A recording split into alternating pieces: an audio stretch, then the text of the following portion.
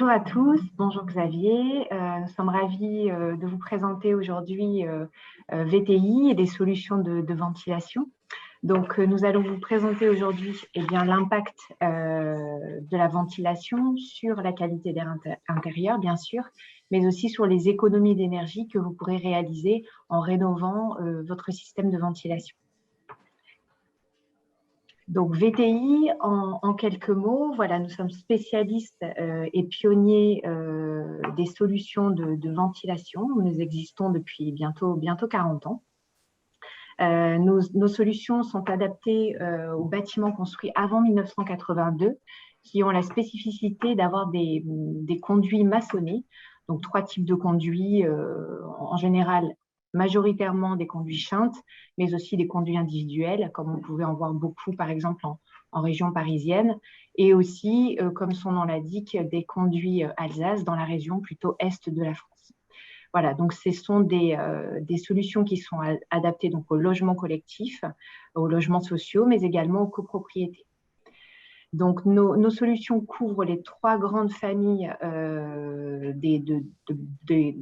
des solutions de ventilation qui répondent à un besoin d'extraction de l'air, donc qui sont la ventilation naturelle et hybride, la ventilation mécanique basse pression, mais aussi l'évacuation des produits de la combustion. Donc, VTI aujourd'hui, c'est aussi 1200 entreprises agréées et partenaires qui nous font confiance et qui rayonnent sur tout le territoire national. C'est une agence en Île-de-France, mais également un réseau de prescripteurs qui répondent au quotidien aux besoins, aux demandes des maîtres d'ouvrage et des maîtres d'œuvre et qui les soutiennent vraiment techniquement dans leurs projets concrets de rénovation. Cette prescription vient également en appui de notre bureau d'études interne. Donc, un bureau d'études qui va intervenir sur 2 points, non seulement la recherche et le développement de solutions adaptées aux besoins de ventilation et de l'évolution de ces besoins, mais aussi surtout de la partie technique, donc la production de dossiers techniques, la validation de faisabilité des projets, le dimensionnement des solutions adaptées aux spécificités propres au bâtiment. Et pour terminer, VTI, c'est également un réseau d'installateurs et partenaires qui installent nos solutions partout en France. Donc, on parle d'un air vert, VTI, l'air vert, voilà, c'est notre fer de lance. Qu'est-ce qu'un air vert? Donc, l'air vert, c'est un air sain, donc qui va, par sa maîtrise, préserver la santé des occupants, d'une part, mais c'est aussi un air maîtrisé dans l'extraction nécessaire à une bonne qualité d'air intérieur, mais aussi dans sa maîtrise des charges locatives et donc dans la possibilité de réaliser des économies d'énergie. Ouais. Fanny? Oui.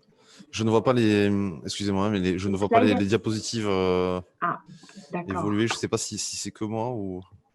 Xavier, j'ai air vert, mais ça n'avait pas bougé. Pourquoi? On ne voit que la présentation de l'entreprise. Voilà, au quiz. Ok, pardon, c'est bon. C'est bon pour vous? Ah oui, le quiz, c'est bon, oui. Alors, je pense que c'est toi, Xavier, qui prend la parole sur le quiz. Voilà, mais non, mais je vais vous laisser dérouler le quiz. On va poser les questions, comme ça va. On va les afficher, hein, Fanny. Hein. Très bien. Voilà, donc il y a un quiz pour vous. Il y a 2, on fait 2 quiz hein, même. Hein. Donc il y en a un premier qui est. Voilà, je vous présente le quiz. Quels risques pathologiques et sanitaires encourent les occupants d'un bâtiment mal ventilé? Donc il y a 3 réponses possibles. Le premier qui est trouble allergique des voies respiratoires, le deuxième baisse de niveau de concentration de la productivité et troisième propagation plus rapide des virus. On peut répondre les 3 d'ailleurs, hein, c'est des réponses à choix qu'on appelle choix multiples. Allez, on vous laisse voter 5 secondes, 4, 3, 2, 1, 0. Et je mets fin au vote et je vous partage les résultats, Fanny et Patrick. Alors, qu'est-ce qu'il en est Fanny, Patrick? Eh bien, en fait, ce sont les trois, ces trois réponses. Donc, l'idéal aurait été que les réponses soient de 100% partout. Mais effectivement, voilà, un air qui est pollué, hein, qui est chargé de polluants, qui n'est pas maîtrisé dans son taux de renouvellement, eh bien, va se charger, en fait, l'air va se charger de polluants. Et ces polluants vont induire donc des pathologies chroniques telles que l'asthme, des troubles, des bronchites, voilà, des pathologies vraiment chroniques. Alors là, je n'ai plus la main sur le déroulé des questions. Je ne sais pas, Xavier, si c'est toi qui… Ah là, je peux repartager les résultats, oui. Qui va induire alors un air mal ventilé. Eh bien, on le sait, hein, maintenant, on en a beaucoup parlé dans le tertiaire, mais c'est aussi le cas en logement collectif. On est sûr aujourd'hui qu'un air de mauvaise qualité d'air intérieur, va induire une baisse du niveau de la concentration et de la productivité. Je pense, Fanny, il faut que tu avances de 2 diapos parce que tu as les réponses. Alors, voilà. Malheureusement, je n'ai plus la main sur le déroulé des slides. C'est ce qui se passe. Comment ça, tu n'as plus les mains? Alors, j'ai beau essayer de les dérouler, ça ne bouge plus. Clique sur la souris. Ah, voilà, encore avec les flèches normalement. Voilà. Voilà. Et ensuite. Et donc, pour terminer, eh bien une propagation bien plus rapide des virus.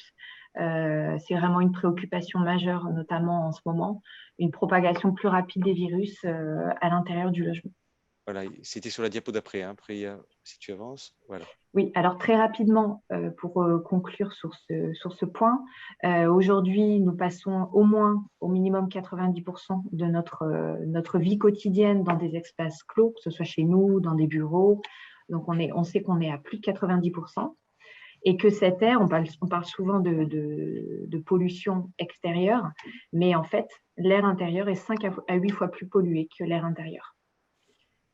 Ce qui lui provoque 20 000 décès prématurés par an et qui représente un coût pour la collectivité de 19 milliards d'euros par an. Voilà, donc c'est une vraie préoccupation, un enjeu majeur sanitaire et un vrai enjeu majeur pour la santé publique. Je vais laisser la parole à Patrick pour la seconde question.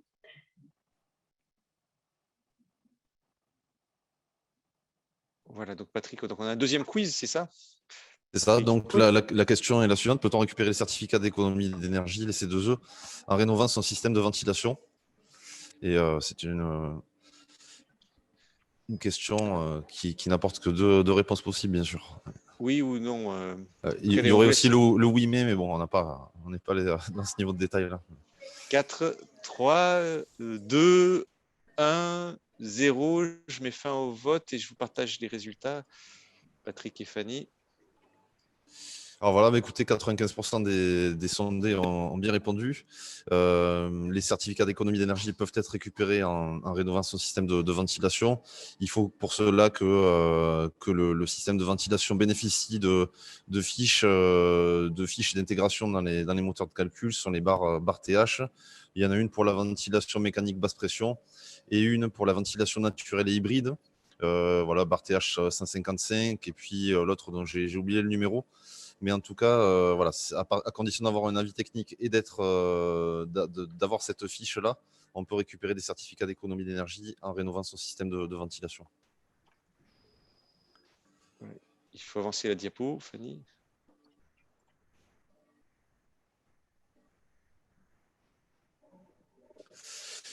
Alors, on va vous présenter en quoi consiste la rénovation d'un système de ventilation. La première chose, c'est d'instaurer ce qu'on appelle une ventilation générale et permanente. C'est un principe qui a été édicté à la fin des années 60, en 1969 précisément. Elle remplace un système qui s'appelait de ventilation par pièces séparées. Donc, les personnes qui nous écoutent aujourd'hui dans l'auditoire peuvent voir ça dans leur appartement certainement, avec en cuisine une entrée d'air basse et une grille sur la façade, en façade, haute. Et comme ça, on avait une ventilation qui ne faisait que dans la cuisine. Et comme ça ne fonctionnait pas très très bien, en 1969, donc on a créé ce principe de ventilation générale et permanente, où là, on a des entrées d'air qui sont installées sur les menuiseries extérieures, en fait, dans les pièces de vie, donc les chambres et le séjour principalement. Et cet air neuf, en fait, va venir chasser l'air vicié. Donc, c'est tous les flux qui sont dessinés en bleu là, sur ce schéma de principe. Et donc, cet air neuf va chasser l'air vicié qui est symbolisé par les flèches en rouge au niveau des bouches d'extraction qui, elles, sont installées sur les conduits verticaux de ventilation, dans les cuisines et dans les sanitaires, salles de bain, toilettes. Ça peut être aussi des celliers, enfin toutes les pièces de service, en fait, où il y a de l'humidité également qui est générée. Et donc, comme ça, on a un balayage, en fait, c'est aussi ce qu'on appelle aussi ce principe de balayage, un balayage de l'air depuis l'entrée d'air jusqu'à l'extraction.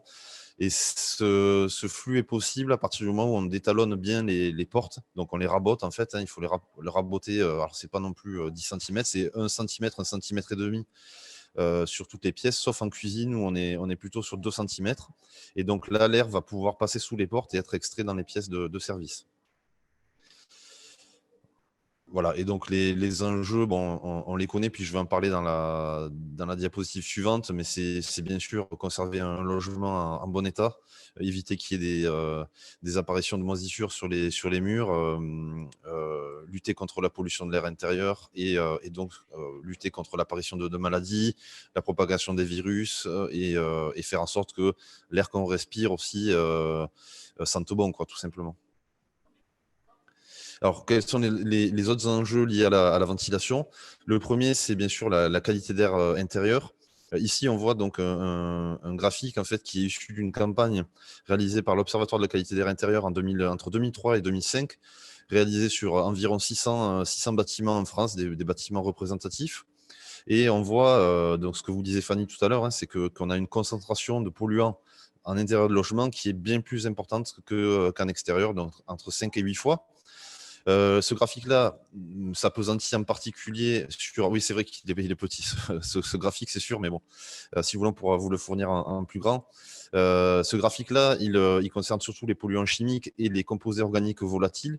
Et parmi ces composés organiques volatiles, on en voit un qui est un bleu clair qui dépasse tous les autres. C'est le formaldéhyde. Et ce formaldéhyde, il est présent dans 80 à 100% des logements, hein, d'après ce que dit cette étude-là. Alors, il est issu des produits de combustion, il est issu de tous les meubles en bois, il est issu de solvants, on en retrouve aussi dans les magazines, dans les produits de cosmétiques, dans les produits d'entretien. Et là, on a une concentration quand même qui est assez importante, de 20 microgrammes par mètre cube. Voilà, c'est un niveau qui en exposition longue peut créer de sérieux problèmes de santé. Donc, voilà, l'enjeu, c'est de pouvoir évacuer ces composés organiques volatiles. L'autre enjeu, c'est le confort thermique et la performance énergétique, hein. C'est d'avoir le système qui permet d'obtenir la meilleure performance énergétique. Mais le problème, c'est que ces deux enjeux-là sont contradictoires. C'est-à-dire que si on donne une préférence à la qualité de l'air intérieur, on dégrade la performance énergétique et inversement. Donc, il va falloir arbitrer en fait le choix du système de ventilation. Donc, en gros, il existe trois types de régulation en France. C'est la ventilation autoréglable, hygroréglable de type A et hygroréglable de type B. Et en fonction du choix que l'on fait à ce moment-là, on est plus ou moins à gauche ou à droite de cette balance dans l'impact sur la qualité d'air intérieur et sur le confort thermique. Le troisième enjeu, c'est un enjeu de sécurité incendie. Voilà, le système de ventilation est installé sur des conduits de ventilation.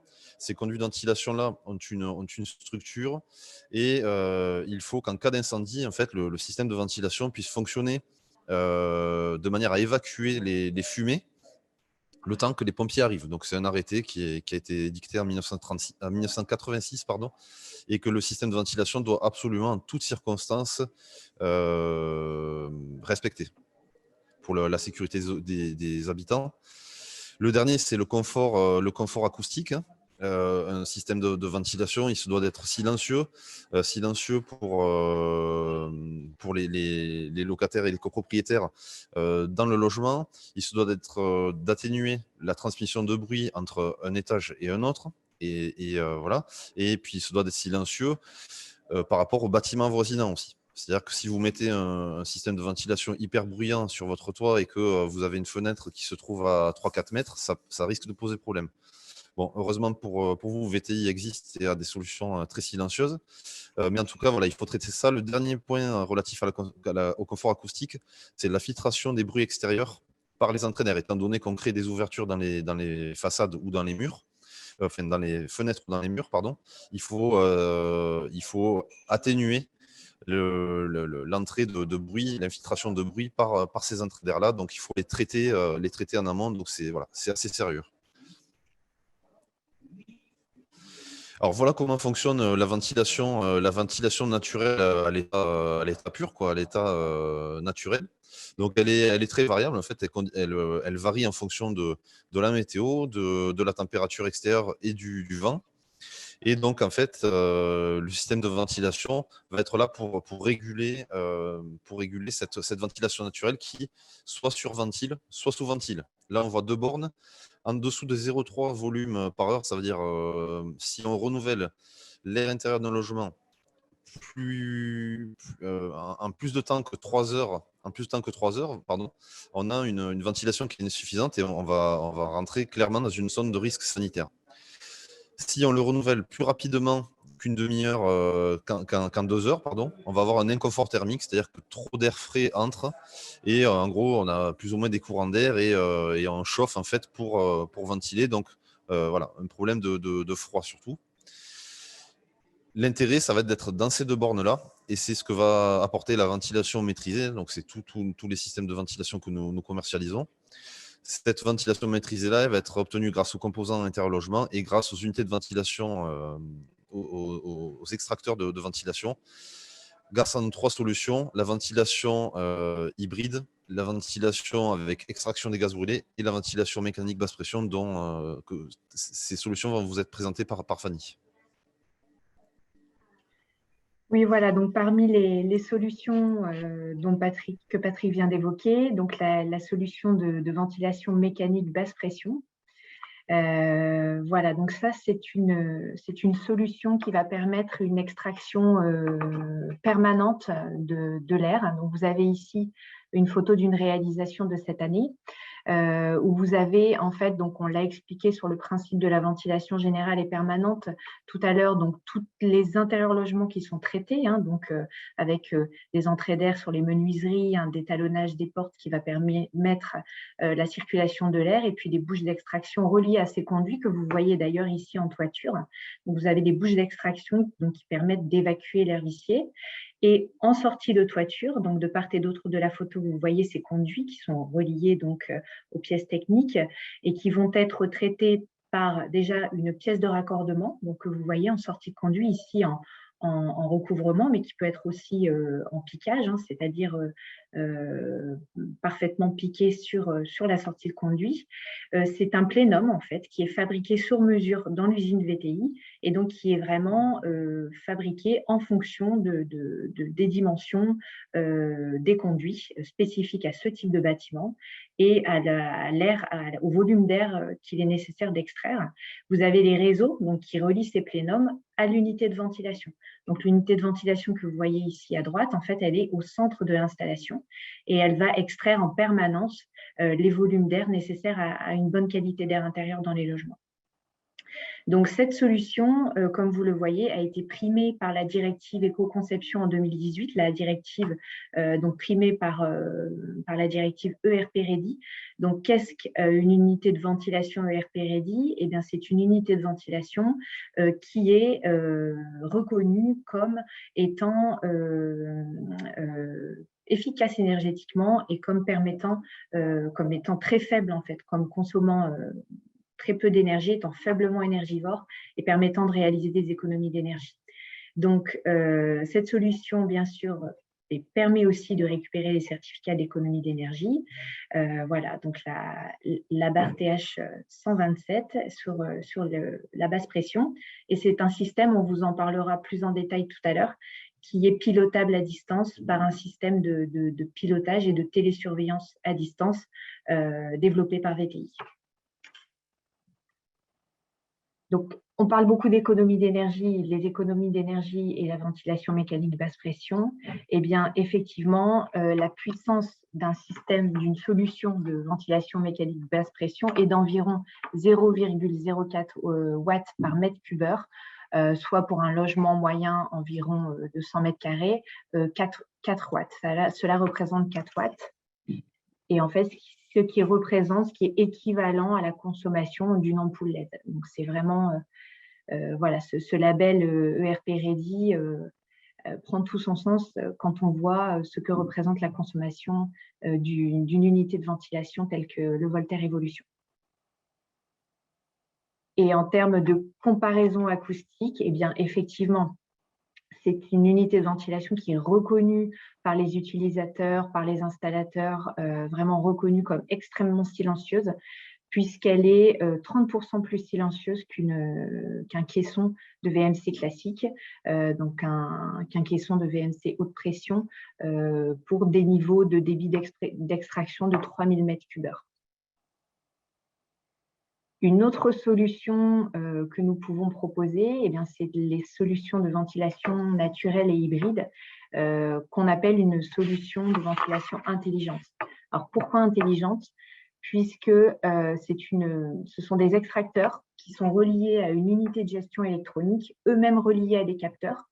Donc, deux types de capteurs, un anémomètre qui va capter en permanence la force du vent, donc la force éolienne, et un capteur de température, une sonde de température qui va dépendre bien sûr des conditions météo et d'une différence qui va pouvoir évaluer la différence entre la température intérieure du logement et la température à l'extérieur.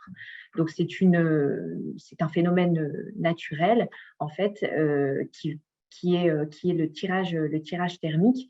Et en fait, cette unité de gestion électronique, en fonction de ces deux capteurs, donc les forces motrices naturelles, donc éoliennes et thermiques, va permettre de couper le moteur pour réaliser des économies d'énergie, si ceux-ci sont suffisants, ou alors de l'enclencher quand ces forces motrices naturelles sont insuffisantes. Voilà, donc ces solutions sont dimensionnées bien sûr par notre bureau d'études et qui vont permettre d'atteindre soit en mode naturel, soit en mode mécanique, eh bien, les débits d'extraction prévus dans nos avis techniques. Donc, c'est encore une solution éligible au C2E, que ce soit en version hydro-réglable ou auto-réglable, dont vous parlez Patrick tout à l'heure, et également une solution compatible avec notre système de pilotage et de télésurveillance à distance, Infobox Révolution. En termes d'économie d'énergie, eh bien, les solutions de ventilation naturelle et hybride, en fait, représentent un fonctionnement en mode naturel, donc quand le moteur est coupé et que les forces naturelles motrices sont suffisantes, de 30% du temps, donc vraiment sans aucune consommation électrique. Et en termes de comparaison acoustique, eh bien, c'est également 30% moins silencieux qu'une solution de ventilation haute pression. Plus silencieux, hein, Fanny. Oui. Tu as dit moins. Hein. J'ai dit moins, pardon. Oui, c'est plus silencieux. Hein. Plus silencieux, pardon, désolé. Je vais laisser la parole à Patrick pour la solution d'extraction des gaz brûlés. Oui, alors cette solution-là, donc la ventilation, le système de ventilation avec extraction des gaz brûlés, c'est la solution la plus ancienne de VTI, inventée en 1979 et commercialisée à partir de 1983. C'est une solution qui était une alternative à la VMC gaz. Bon, elle a beaucoup évolué entre-temps, hein, depuis 38 ans. Aujourd'hui, les extracteurs disposent de moteurs brushless et puis la régulation de la solution dans son ensemble est assurée par une unité de gestion électronique avec des pilotages assez fins au niveau des vitesses de rotation des extracteurs qui peuvent être individualisées. L'intérêt de cette solution-là, c'est qu'il n'y a pas besoin de relais électrique entre l'extracteur et la chaudière si l'extracteur a un défaut pour évacuer l'air, les produits de combustion. en fait, en cas de défaut, les gaz brûlés vont être extraits de manière naturelle, puisque l'extracteur est dit stato-mécanique, c'est-à-dire qu'il peut à la fois évacuer les gaz brûlés en mode statique, sans moteur, et en mode mécanique. Donc, ce qui veut dire que si vous avez des chaudières en fonctionnement, en fait, quelle que soit la météo, quel que soit l'état de fonctionnement de l'extracteur, vous aurez toujours une dépression comprise entre 3 et 10 pascal à la buse de la chaudière, ce qui fait qu'il n'y aura pas de coupure pour des mises en sécurité. Et donc, cette solution-là allie sécurité et performance, sécurité et QAI pour l'ensemble des occupants du logement. Voilà. L'Infobox Révolution, donc c'est une solution qui a été commercialisée par VTI l'année dernière. C'est le fruit d'une recherche et développement de 3 ans.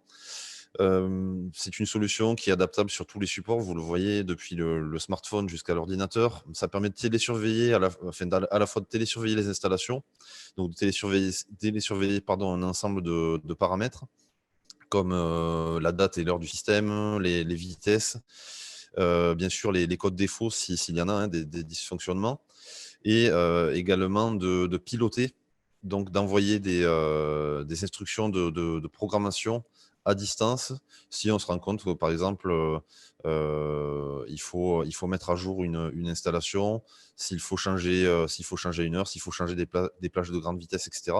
Donc ça, c'est unique en ventilation. On est les seuls à le proposer, à la fois de pouvoir télésurveiller l'installation, s'assurer que tout fonctionne bien, et de pouvoir piloter à distance. Donc c'est une solution qui est installable sur toutes nos solutions, tous nos systèmes de ventilation. Et puis voilà, vous pouvez nous contacter soit directement auprès de notre siège social, soit également sur nos pages LinkedIn respectives. Voilà. Et vous pouvez vous abonner aussi à la page LinkedIn de l'entreprise pour être au courant de nos nouveautés régulières. Chaque semaine, on publie des informations sur le marché, sur nos produits, sur tout ça. Voilà. Voilà, merci beaucoup Patrick et Fanny. Je crois que vous en avez terminé. On aura votre présentation. Il y a une petite question là sur le pilotage. Bon, je trouve ça bien entendu génial. On va parler pilotage de chauffage. Là. Je fais un petit teaser pour Fulgoni. Sur ce pilotage, là, je voyais il y a une application. Est-ce que c'est les copropriétaires y ont accès ou c'est que l'installateur, la personne qui fait la maintenance qui a accès? En l'état actuel de la solution, c'est uniquement l'entreprise de maintenance et le maître d'ouvrage qui dispose de ce droit-là d'intervenir sur la solution de ventilation. Ah oui, donc le maître d'ouvrage, on pourrait imaginer que le syndic de copropriété ait un accès aussi à cette... Oui, à condition oui, que les règles d'utilisation soient claires dès le départ, qu'il n'y ait qu'une personne éventuellement qui puisse agir sur la solution pour ne pas créer on ne peut pas créer de dégâts réellement, hein, sauf à baisser toutes les vitesses, par exemple, à arrêter le système de ventilation sur des plages étendues. Mais voilà, il est préférable qu'il y ait un responsable de la télésurveillance et du pilotage. Bien sûr, oui. Non, après, ça pose toutes ces questions-là. Il y a une question de Frédéric Collet que j'ai envie de vous poser. Je vous en pose une et puis après, on ira vous rejoindre dans votre salle privée pour d'autres questions. Qui pose la question sur l'acoustique et la ventilation. Oui, parce que c'est un gros sujet, ça, l'acoustique. D'ailleurs, on a eu une précédente conférence, vous en avez peut-être entendu parler, on a pas mal parlé d'acoustique et des personnes qui se plaignaient effectivement d'avoir des ventilations dans des cuisines. Vous savez, aujourd'hui, de plus en plus souvent, il y a des cuisines qui sont ouvertes sur le salon, surtout dans les villes un peu denses. Et donc, du coup, il peut y avoir du bruit. Et donc, est-ce qu'il y a une réglementation sur l'acoustique et des obligations en termes de bruit sur la ventilation? Alors oui, bien sûr, il existe tout un ensemble de textes. Alors la difficulté, c'est que oui, il existe même plusieurs législations et elles sont toutes relatives à une source différente de bruit. C'est-à-dire on va avoir une législation par rapport au bruit aérien, par rapport au bruit extérieur, c'est-à-dire la route, en tout cas le bruit extérieur en général. On va avoir une réglementation par rapport en tout cas des règles par rapport à la transmission interétage et des règles par rapport au... oui, les textes, là je les ai plus précisément, mais on va vous les partager. voilà, Oui. on prendra vos coordonnées pour vous les envoyer.